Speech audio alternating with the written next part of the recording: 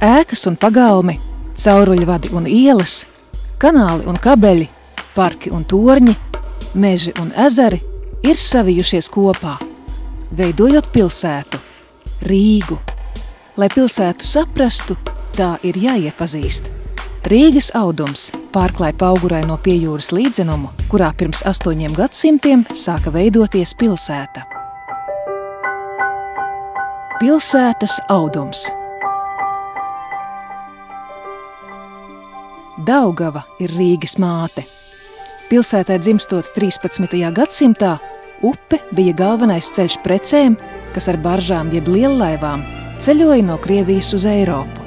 Upe sadala Rīgu 2 daļās, kuras tikai 5 gadsimtus vēlāk savienos pirmais tilts. Līdz pat pagājušā gadsimta vidum Daugava līdz Rīgai atnesa plostus. Tie bija kokmateriāli pilsētas kokzāģētavām, kas pārsvarā atradās uz salām. Senā Rīga izauga Daugavas krastā pie Rīdzenes upes ietekas, blakus lībiešu ciemiem, kā bruņinieku, mūku, vācu un krievu tirgotāju apmetne. Tās šaurajās un tumšajās ielās bija vieta arī latviešu amatniekiem. Pilsētnieku lepnums bija Pētera baznīca, tolaik dievnams ar augstāko koka torni Eiropā. Arī Rīgas doms, Jēkaba katedrāle un Jāņa baznīca. Pilsētas ielu tīkls bija iespiests starp aizsardzības mūriem un grāvjiem. Zviedru laikos, 17. gadsimtā, gatavojoties cīņai pret ienaidniekiem, blakus pilsētai uzbūvēja militāro apmetni – citadeli.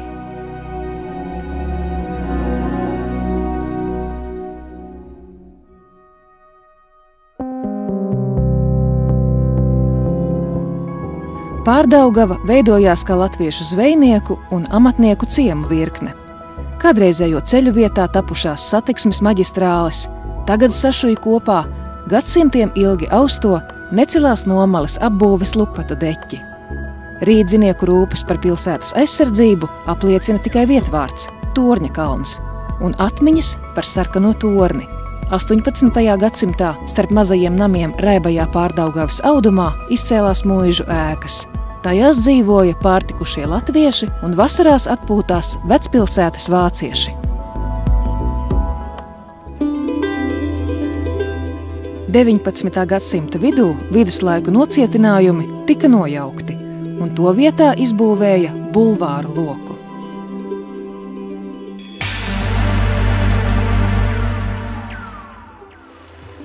Rīgas greznākās daļas audums tika noausts ātri un grodi. Esplanādē paceļas Mākslas muzejs,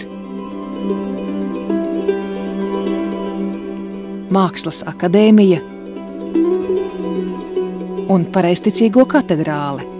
Bulvāros Rīgas Politehniskā augstskola, tagad Latvijas universitāte, Nacionālais teātris, Nacionālā opera un citas publiskas ēkas.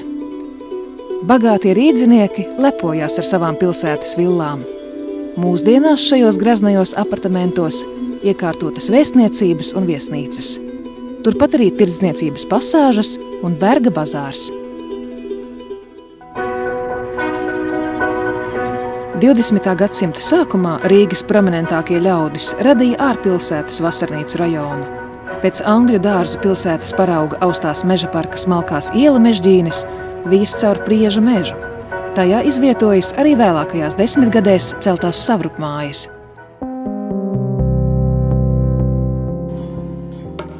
Pēc vaļņu nojaukšanas Rīga strauji uzplauka. 20. gadsimta sākumā upes labajā krastā uz Zviedru laiku taisnā leņķa ielu tīkla pamata veidojās 2 ārrīgas – Pēterburgas un Maskavas.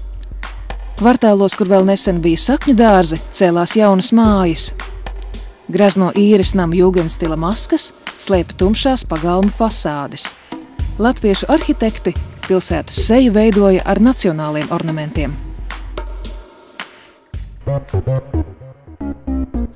Industriālā revolūcija 19. gadsimta vidū bija atvedusi līdz Rīgai dzelzceļu, kuram šķērsojot ielas veidojās satiksmes cilpas un mezgli. Dzelzceļam sekoja rūpnīcu korpusi, kas kā lieli ielāpi gulās pie Sliežu ceļu vijumiem un Daugavas attekām. Strādnieku dzīvojamās ēkas rindojās gar ielām ārpilsētas virzienā, daudz vietu dodot vietu arī savas draudzes baznīcai.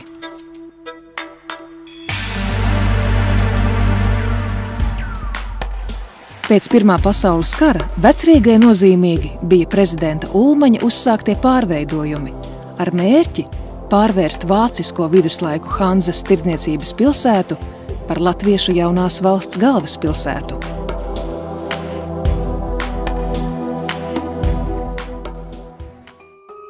Okupācija un Otrais pasaules karš sagrāva ne tikai Latvijas valsti, bet arī saraustīja Vecrīgas ielu tīklu. Pēckara gados Rātslaukuma apkārtne piedzīvoja drastiskas pārmaiņas. Šeit tika novāktas drupas, uzceltas un nojauktas ēkas.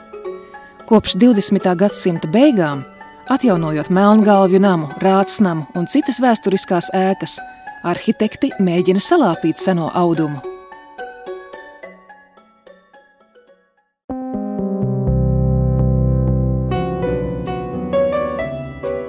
Grāvji un lauku ceļi raksturoja Rīgas nomalas, līdz padomju vara šeit noauda jaunus un atšķirīgus pilsētas ornamentus.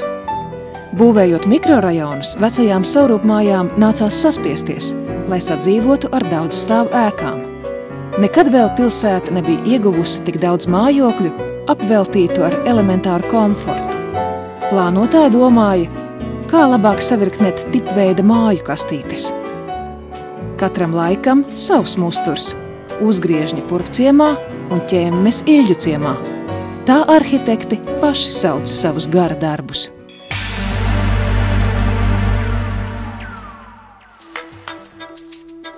21. gadsimtā Rīga izplūst ārpus pilsētas robežām. Gar lielajām maģistrālēm aug biznesa un tirdzniecības centri, bet pie Rīgā jaunie ciemati, kas atdarina pilsētai raksturīgās ielas. Supermarketu lielums pārsniedz viena otra Rīgas kvartāla lielumu. Veco pilsētas audumu pārklāj ielu lentes, jo mūsdienu Rīgā dominē auto.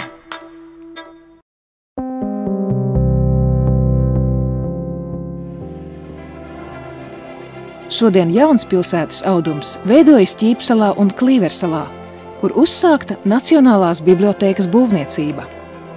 Pārvērtīsies arī Torņa kalns un Lucavu sala, kur rīdznieki vēl kopja sakņu dārzus.